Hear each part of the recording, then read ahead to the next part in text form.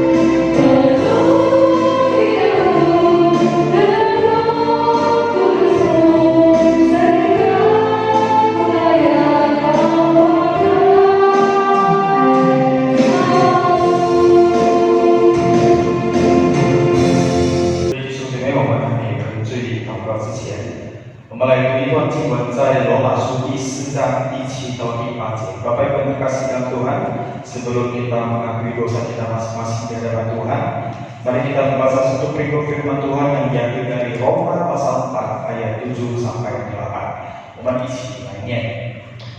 他说：“得赦免其过、遮盖其罪的，这人是有福的；主不算为有罪的，这人是有福的。Berbahagialah orang yang diampuni pelanggaran-pelanggarannya dan yang ditutupi dosa-dosanya. Berbahagialah manusia yang kesalahannya tidak diperhitungkan Tuhan kepadanya." Amin. 这位天父上帝，我们谢谢你的看顾保守带领，谢谢你的慈爱怜悯，让我们今天早上还能够来到你面前来敬拜你，来歌颂荣耀主的名。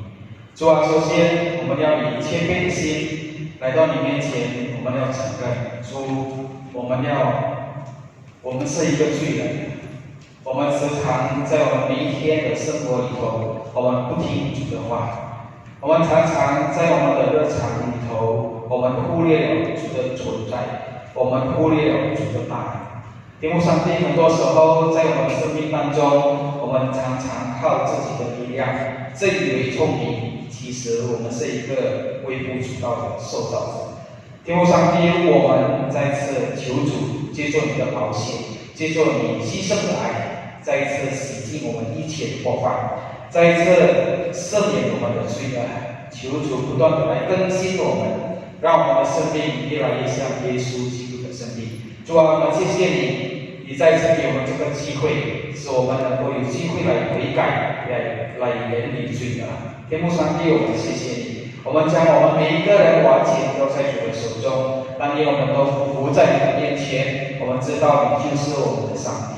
谢谢主，我们将一切荣耀都归给主。我们如此祷告交托，奉耶稣基督的名祈求，我们一起来念主祷文。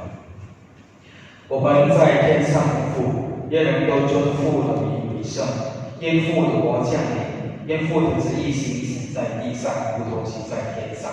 我们这用的饮食，今日赐给我们，赦免我们的罪，如同我们赦免得罪我们的人，不叫我们遇见试探，拯救我们脱离凶恶。因为国度、权柄、荣耀，皆是父的，直到永远。阿门。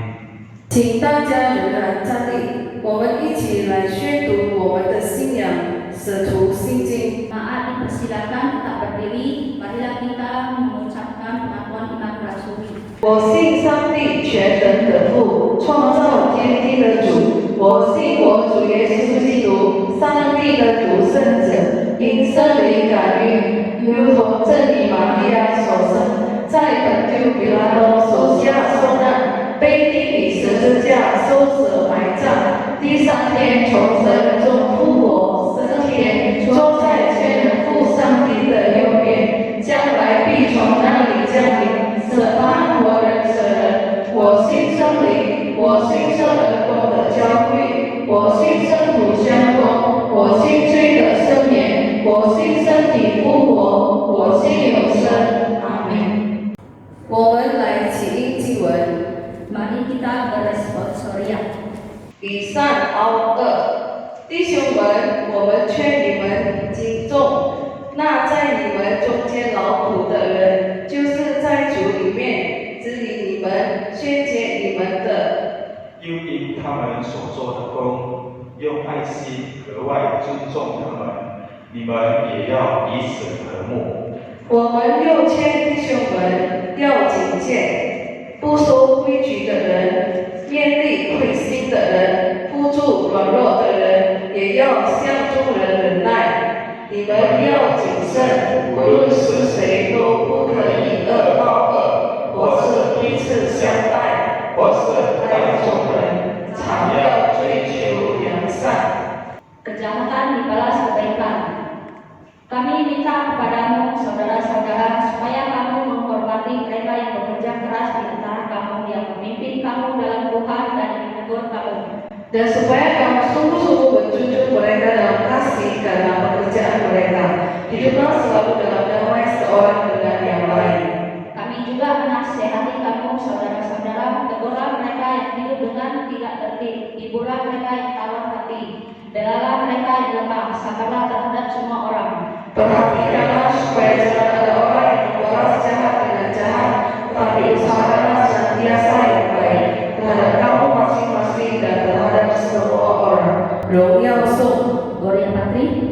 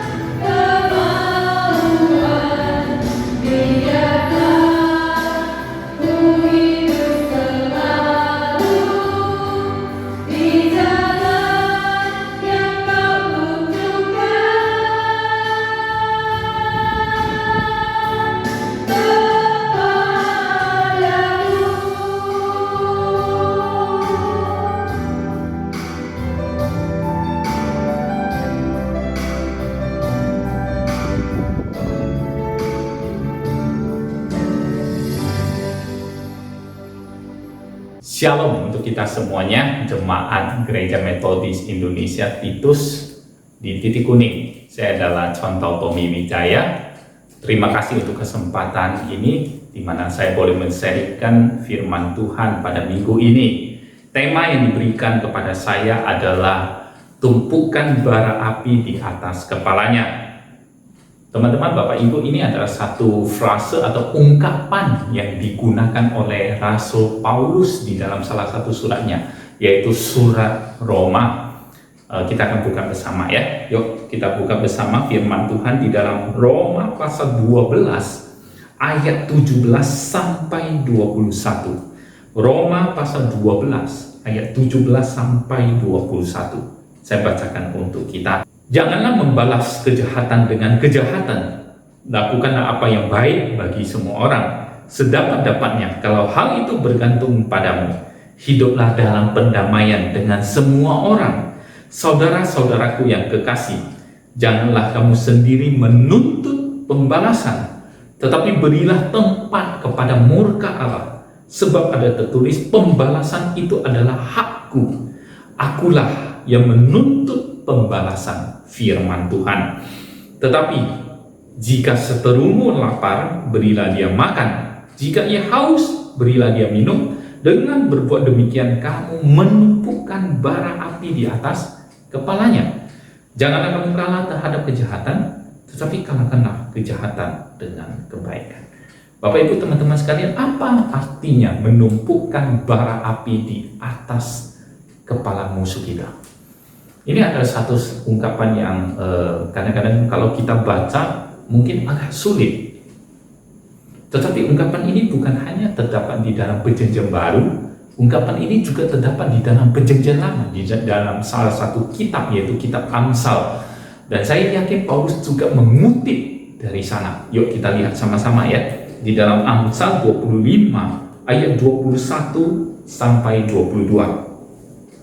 Amsal 25 ayat 21 sampai 22.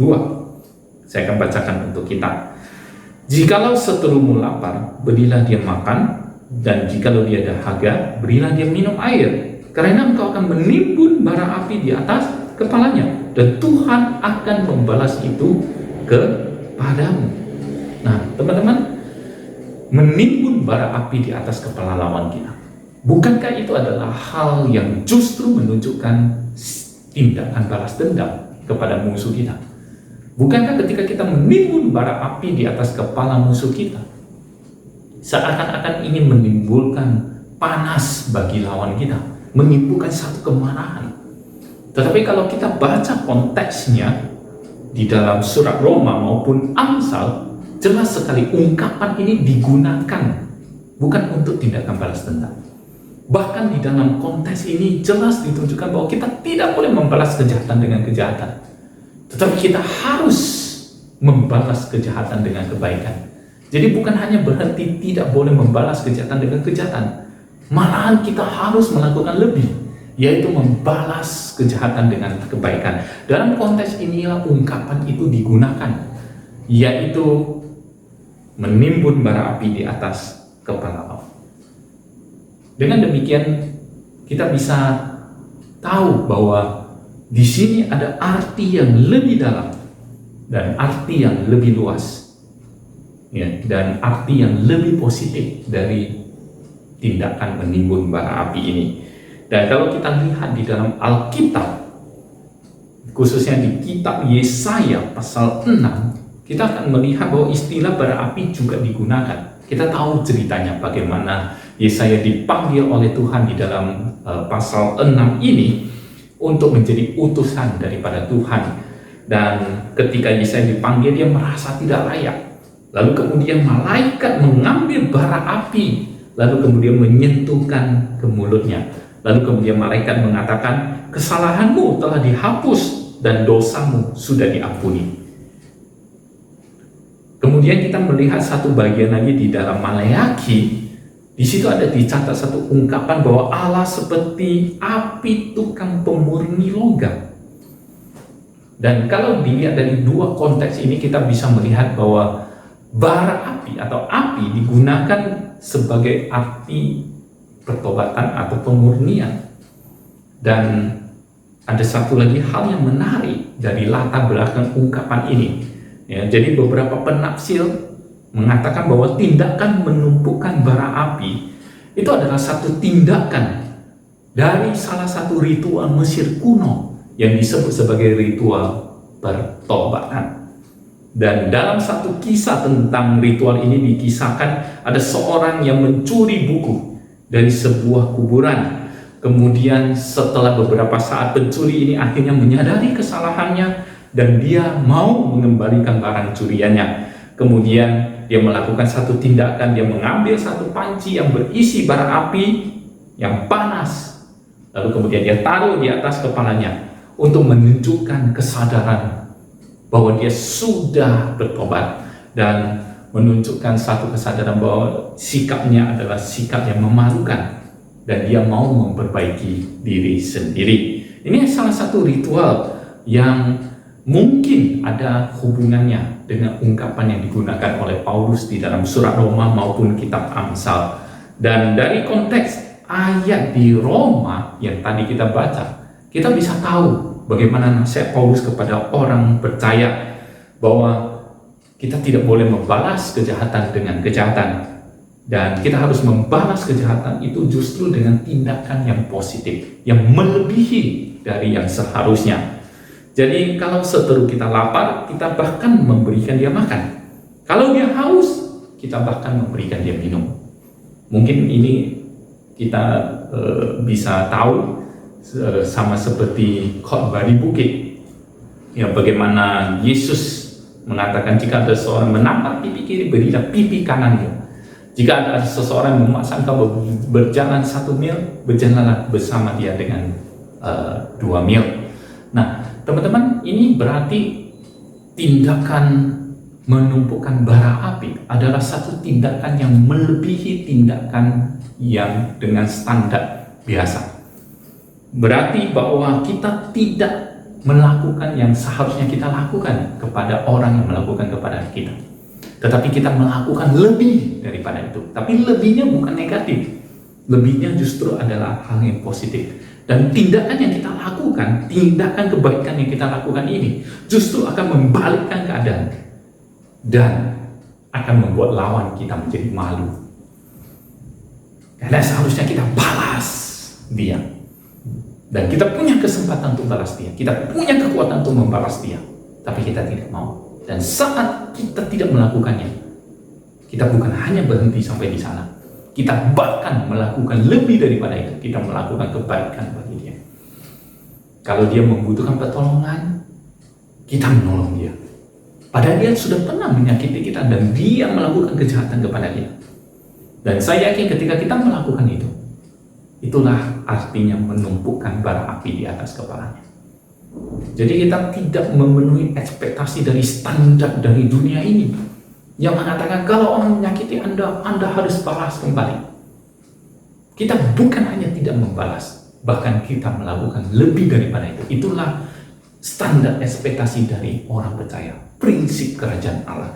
Dan inilah inti dari menumpukan bara api di atas kepala musuh, yaitu ketika mereka ditumpukan bara api di atas kepala mereka, mereka pada akhirnya merasa malu.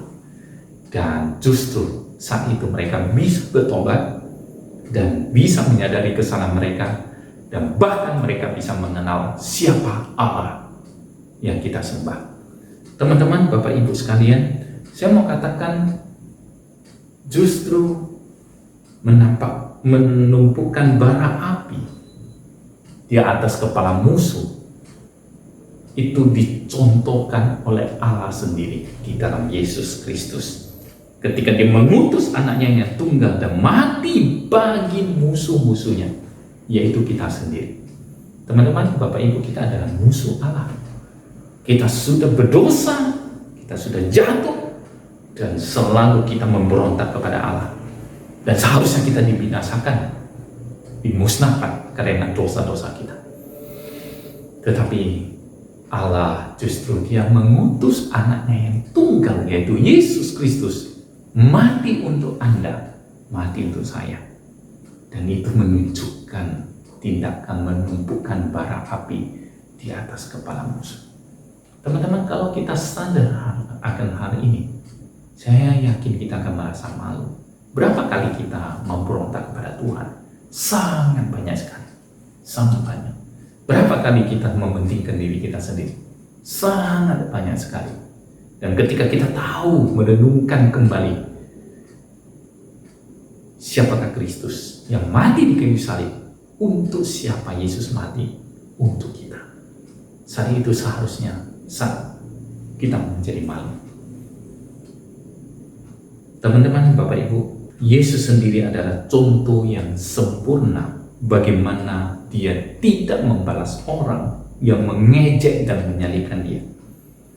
Dia bisa saja membalas. Yesus tidak berhak diperlakukan begitu. Dia bukan saja anak Allah, dia adalah Allah itu sendiri. Dan ketika dia turun ke dalam dunia, dia justru diperlakukan tidak adil. Dia justru mendapat perlakuan yang jahat. Dia ditangkap, dipukul, diejek, disiksa sampai kemudian disalibkan.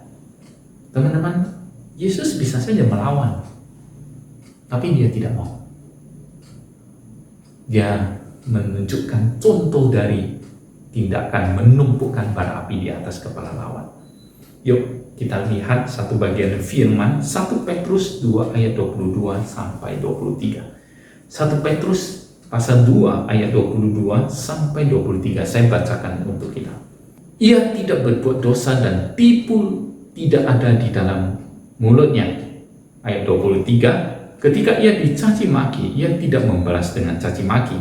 Ketika ia menderita, ia tidak mengancam, tetapi ia menyerahkannya kepada Dia yang menghakimi dengan adil.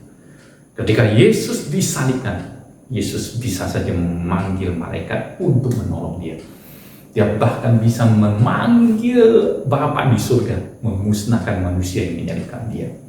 Dia bisa saja mengancam manusia, siapa kamu yang berani menyalibkan saya? Seharusnya kamu yang disalibkan. Tetapi Yesus tidak melakukan itu, teman-teman. Yesus justru diam, seperti domba yang tidak berdaya, yang dibawa dan disalibkan. Itulah contoh yang paling dahsyat dari menumpukan bara api di atas kepala musuh. Teman-teman, Bapak Ibu, seharusnya sebagai orang berdosa kita menjadi malu ketika kita merenungkan apa yang sudah Allah kerjakan melalui Yesus Kristus. Kita benar-benar tidak layak. Kita adalah musuh Allah. Kita bahkan tidak layak menerima anugerahnya yang begitu besar. Seharusnya Tuhan menghukum kita setimpal dengan perbuatan kita. Tetapi Dia tidak melakukannya. Bahkan Tuhan memberikan anugerahnya begitu besar sampai kita percaya sampai saat ini Tuhan masih memberikan anugerahnya bagi kita. Dan kalau kita merenungkan hal ini secara mendalam, itulah seperti bara api yang ditumpukan di atas kepala kita. Teman-teman, Bapak Ibu, itulah makna yang terdalam dari menumpukan bara api, di mana bukan hanya sekedar soal penafsiran, ya, ungkapan ini apa artinya? Tidak. Bahkan Allah sendiri sudah menunjukkan contohnya kepada kita. Maukah kita melakukan hal yang sama terhadap orang yang memusuhi kita, orang yang membenci kita, orang yang melakukan kejahatan terhadap kita? Kita bisa balas dendam. Kita bisa melakukan hal yang setimpal dengan orang yang melakukan terhadap kita. Tetapi kita tahu, kita tidak mau melakukannya. Karena penghakiman itu adalah hak Allah, bukan hak kita. Bapak Ibu, teman-teman, ketika kita merasa kita harus membalas, ingatlah akan Yesus yang dengan tekun dan sabar menanggung segala sesuatu sampai Dia disalibkan. Yang harus kita lakukan terhadap orang musuh kita adalah kita mengasihi, sama seperti Allah sudah mengasihi kita, dan kita mengampuni mereka sama seperti Allah sudah mengampuni mereka, mengampuni kita. Dan saat itu maka kita sudah menumpukan bara api di atas kepala lawan kita. Teman-teman, Bapak Ibu, sebagai penutup, Apakah saat ini kita sedang mengalami situasi yang seperti dijelaskan Paulus? Kita disakiti, kita dikhianati, bahkan kita dijahati dengan buruk. Mari kita belajar menumpukan bara api di atas kepala orang yang membenci kita, bahkan orang yang memusuhi kita. Dan saya mau katakan ini adalah salah satu bentuk penginjilan yang paling susah, tapi juga yang paling efektif.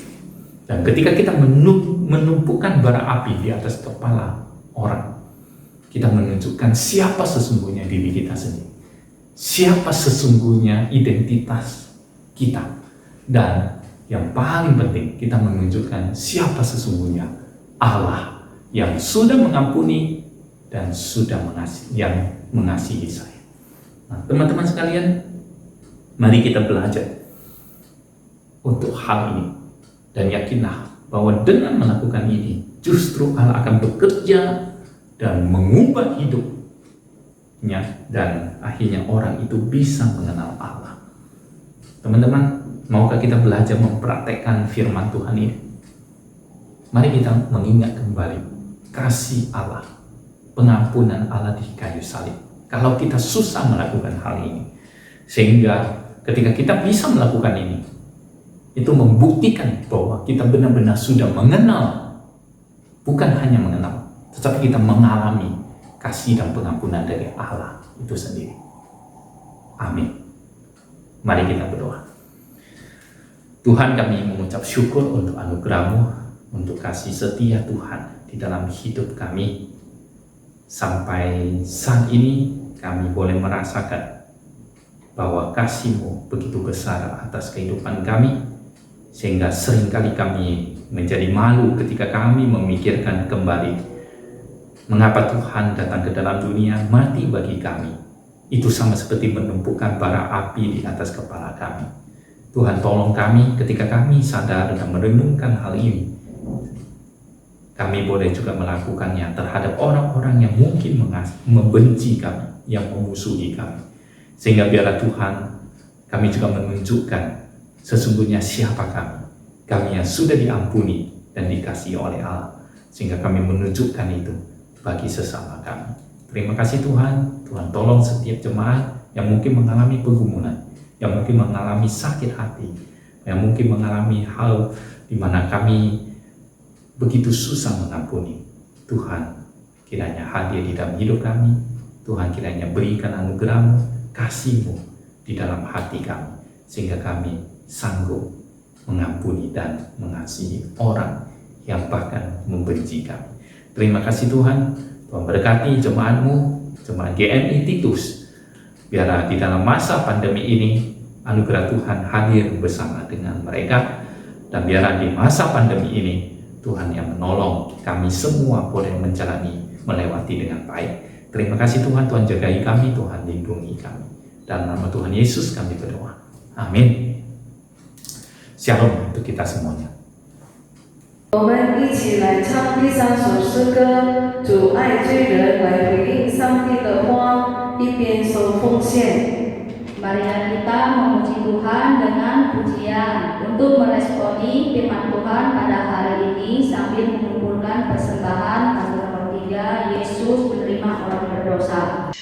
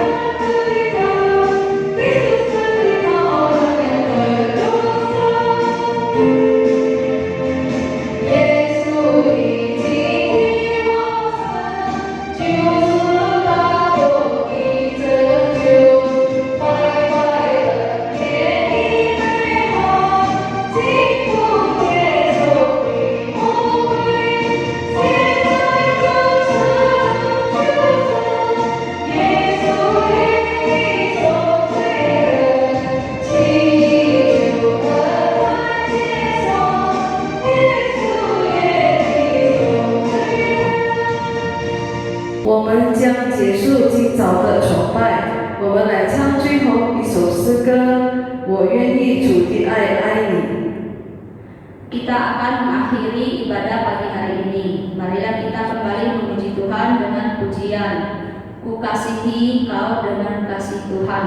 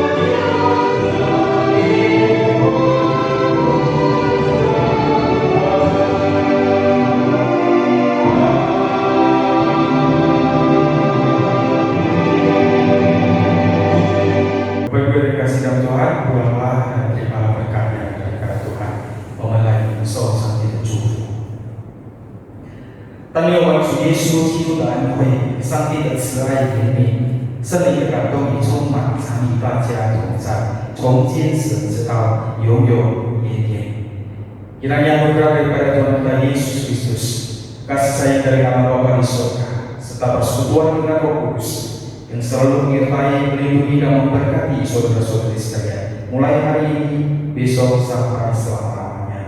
Amin.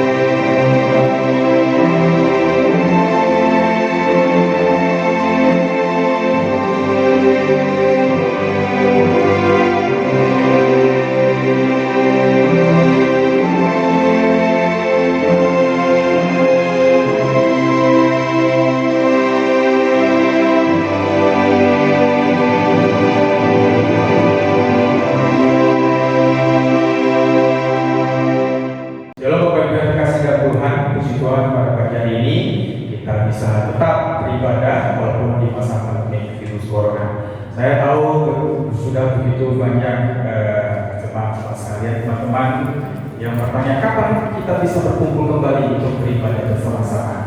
saya bilang ya kita tunggu protokol dari pemerintah atau dari level pusat. Tapi biar kita tetap semangat di dalam setiap ibadah yang bisa kita ikuti dimanapun kita berada. Bapak Ibu yang terkasih dalam Tuhan, karena pada pagi hari ini pertama-tama kami terus mengajak kepada kita untuk mengikuti persekutuan doa setiap hari Selasa malam jam 7.30 melalui situs YouTube. Ya, jadi marilah kita terus berdoa, dan khususnya kita berdoa untuk suasana seperti ini. Mohon Tuhan sempurnakan sehingga kita yakin ya suatu hari virus corona ini akan segera berlalu di dari dunia ini. Kemudian bagi Bapak Ibu sekalian yang memberikan persembahan dapat melalui transfer itu dari rekening BCA atas nama Mariana ataupun dari OVO atas nama saya pribadi. Nah, Bapak Ibu yang dikasihi dalam Tuhan, kami terus mengajak kita untuk tetap menjaga kesehatan dan semangat di dalam menjalani kehidupan kita, karena kita percaya bahwa hidup kita ini adalah suatu kesempatan. Jadi selama Tuhan masih memberikan kita kesempatan, mari kita terus semangat menjalaninya. Jaga kesehatan dengan tetap memakai masker, khususnya pada saat kita berada di luar ruangan ataupun pada saat kita kurang sehat. Lalu kita jaga jarak, ya, jangan terlalu sering ke tempat keramaian untuk sementara waktu, dan jangan lupa untuk terus olahraga ya, untuk menjaga stamina kita dan juga dengan makanan-makanan bergizi. Baik, Bapak Ibu yang terkasih dalam Tuhan, demikian ibadah kita pada pagi hari ini. Kiranya Tuhan